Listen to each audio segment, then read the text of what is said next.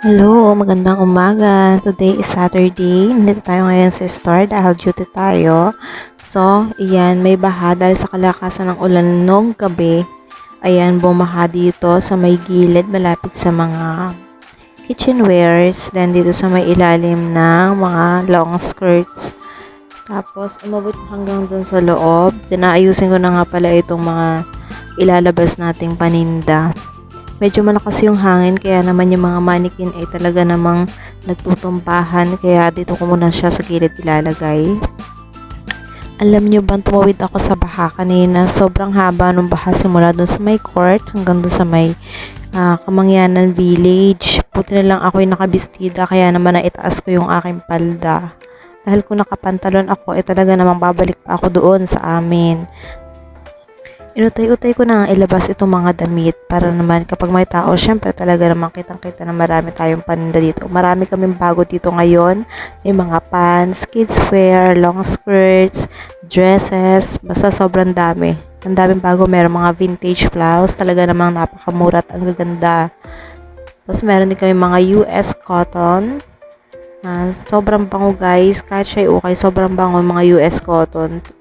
Mabibili nyo lang siya dito ng 80 pesos. Pero yung brand, kapag nakita nyo talaga naman libo ang price ng isang peraso. Inipod ko na nga rin pala itong malaking mannequin dito sa unahan. Inutay-utay ko nga munang hakutin palabas itong ibang paninda. Meron tayo ditong boots for kids, mga shot glass na 10 pesos kasi napakakit ng size, sobrang liit lang niya. Dahil kasi meron tubig dun sa ilalim na kailangan nating walisin. Ayan, na-stock dun sa ilalim. So, kailangan kong walisin yan bago natin punasan itong istante para naman may ayos natin itong mga laruan na nakapatong dito sa istante.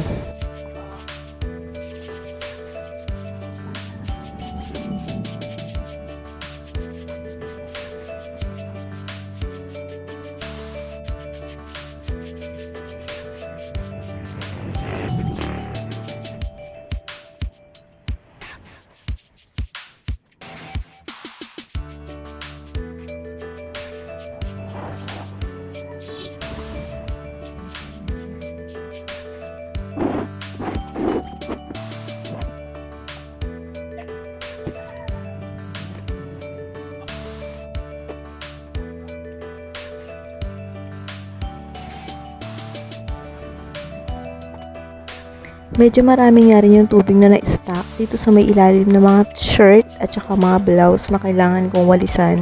Kaya naman natay-utay ko ng walisan dito para naman bawas-bawasan yung tubig dahil meron pa ako wawalisan doon sa kabilang gilid.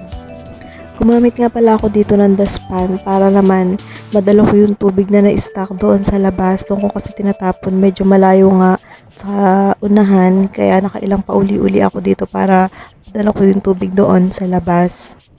Talaga namang na-exercise nga ng bonggacious ang aking braso dito. Talagang nakailang pagwawalis bagayan o ayun, paghahakot ng tubig, palabas, pauli-uli. Talaga namang batak na batak ang ating braso sa pagwawalis dahil hanggang dito sa dulo, dito talaga yung pinakamadaming tubig na na-stock. Kailangan nga talagang gumamit ng dustpan dahil hindi ko naman siya pwedeng walisin hanggang palabas. Dahil medyo kakalat pa yung tubig, baka mamaya may tao nang dumating dito sa tindahan. Samahan niyo muna ako magwalis dahil medyo mahaba-haba pa ang aking wawalisin. At sana itapusin niyo ang panonood ng aking video.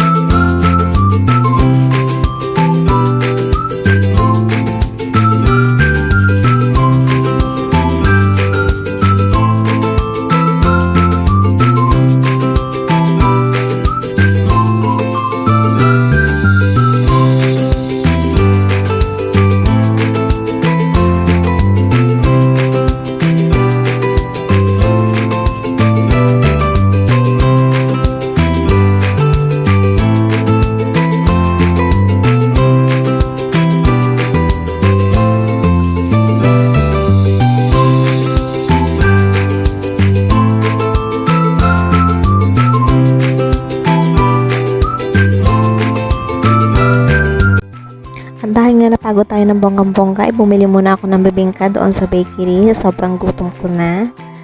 O dahil talaga namang magutumin lang talaga at mahilig kumain. Kaya naman, ang taba-taba na. Ayan, kain tayo guys. Ang sarap ng bibingka at bagong luto. Naubos ko nga yung 3 bibingka na aking binili kahit ako'y nag-agahan naman ng kanin sa aming bahay. At dahil lunch na nga, ang ulam ko ngayon ay adobong atay ng manok na dala ng aking asawa. Tara, kain tayo! Nga pala guys, meron na kami YouTube channel. Pwede kayo mag-subscribe, Lealyn Abutan. And then dito sa Facebook page, paki-like and follow na rin po ng aming mga videos and share. And then pwede kayong mag-check out sa aming TikTok shop, ang Lea's Yellow Basket, COD nationwide. Maraming salamat po!